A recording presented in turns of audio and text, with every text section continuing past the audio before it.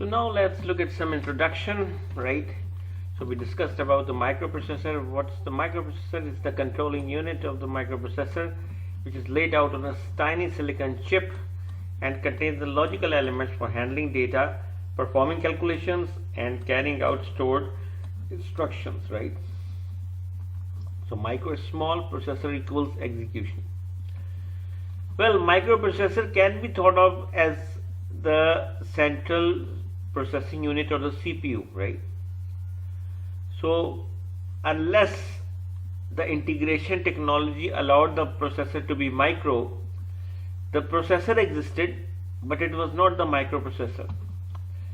Until and unless the capability of producing the entire CPU or central processing unit in a single silicon wafer was obtained, the processor could not become the microprocessor. So the processor became the microprocessor only after all the necessary circuits were placed on a single silicon wafer. Of course, it can also be considered as an embedded system, processor-based systems. If the microprocessor-based system is laid out as a system on chip, we can call it as an embedded system. And it's not only used in computers, it is used in a lot of devices, right? So now let's look at the evolution of the microprocessor. We start with the mechanical age, ancient concepts, right? Like the abacus, Blaise Pascal's calculator, right? Which is like a car's odometer, right? It had all that gears and other things. You used to turn the calculator by hand, the wheels of the calculator or the gears of the calculator by hand, and that could perform the calculations. Then we have the Jacquard's loom, which was basically a punch card system. So major breakthrough was moving from the mechanical age to the electrical age, which was invented by the invention of the electric motor. So now, for example, the calculator of Pascal, which was mechanical in nature, was powered by an electric motor, so it became faster to do the calculations. Then also we had the electrical versions of the geared mechanical computers, like I told you before about the Pascal's calculator, Boomer Brain, Zeus Z3 electromechanical computer, and other. ENIAC electronic numerical integrator and calculator. ENIAC was the vacuum tube based electronic numerical. So the major advantage or the major breakthrough came with the electronic age, which was driven by the invention of the transistor in 1947, right? And of course the invention of the integrated circuit in 1958 and the first microprocessor in 1971. Now please look carefully why despite the fact that the transistor was invented in 1947, the microprocessor came into being in 1971.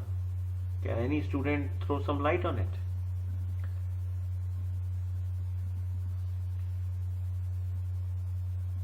This is because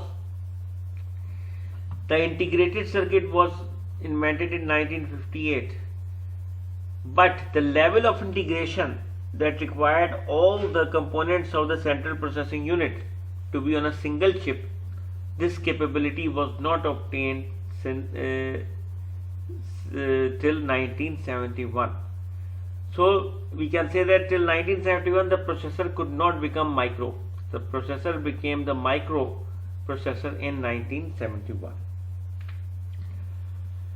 So let's look at the evolution in the IC technology. And IC technology evolution, we are talking only in terms of the number of circuits we could place in a single silicon area, silicon real estate, let's say for example 1 millimeter square, right? So you first started with SSI or small scale integration, in which about 12 gates could be integrated. So as you can see, like I told you before, right, this is basically the era of 1958. Since we are only able to integrate about 12 gates in small scale integration, so microprocessor or processor CPU required lots of gates. So processor could not be integrated at this small level. However, this small level was suitable for basic functions like AND, OR, invert gates, or basic storage elements like D flip-flops and JK flip-flops. Then came the medium scale integration, in which about 13 to 99 gates or equivalent could be integrated.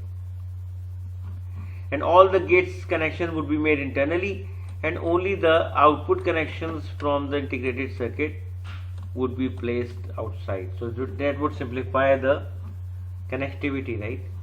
So functions implemented are based on function appearing frequently with SSI design. So SSI functions and additional functions could be integrated. So LSI, in large scale integration, of course 100 or more logic gates could be implemented on a single chip, and a variation of LSI allowed the first microprocessor to be produced in 1971, right, which was Intel 4004, right. So I have had this discussion with Kenneth L. Short book, so you can look at this page number 6 and table this for the evolution of the microprocessors. So now let's look at a conventional computer system. It consists of subsystems, right? This is a subsystem, this is a subsystem, this is a subsystem, and this is a subsystem. Since this is the microprocessor itself, right, so we can call it a microprocessor subsystem, but to simplify it and differentiate it from other subsystems, we don't call it a subsystem. It is just a microprocessor and input subsystem, output subsystem, and memory subsystem. So there are how many subsystems in this figure? 3 subsystems: input, output, and memory. Now these subsystems are connected to the microprocessor by using the concept of system buses. So system buses connect the subsystems. System bus क्या होती है? What is system bus? System bus is basically parallel set of wires, parallel set of electrical wires. A bus is a parallel collection of electrical wires. So all these 3 subsystems are connected through the system buses with the CPU. And CPU is basically the master of the bus. The CPU would always issue commands to the subsystems. The subsystems cannot issue commands to the microprocessor. So microprocessor system consists of a number of subsystems interconnected with each other by paths which are called system bus. And now we know that what is a system bus? It's an electrical set of wires that transfer information between subsystems. The CPU or central processing unit controls the operation of the computer system by executing a sequence of instructions. So everything that happens in the life of the microprocessor occurs with the result of execution of instructions. So there is a very important punchline that you should bear in your mind, and you should also note that down. And what is that important line? That the microprocessor can perform data operations, or more precisely the line says the microprocessor can transfer data or transform the data as a result of execution of instruction. In other words, if the microprocessor executes an instruction to transform the data, it transforms the data. And if the microprocessor executes an instruction of transferring the data, the microprocessor transfers the data. So this is how the things happen. So for example, the move instruction that you would also see in your labs firstly is a data transfer instruction. Move transfers data from one processor and the subsystem, or from subsystem to the processor. So move is a transfer. And you have studied logic design, right? And you have seen the AND gates.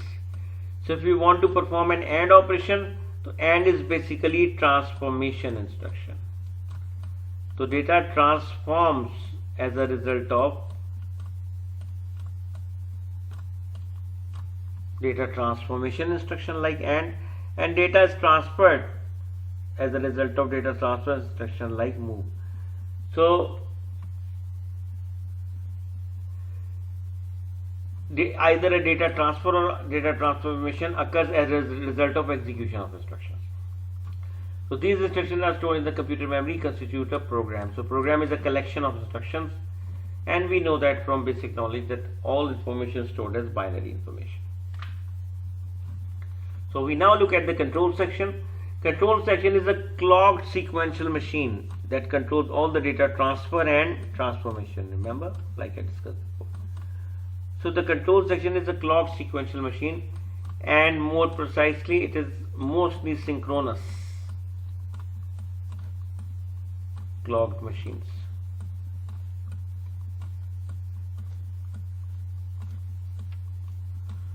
So sequential circuits can be synchronous as well as asynchronous, right? So the microprocessor control unit is basically a synchronous state machine, or called as a finite state machine, or FSM. Then we have the functions of the control section. Control section decoding of instruction is a function of the control section. What does decoding mean? Decoding means finding the meaning of the instruction.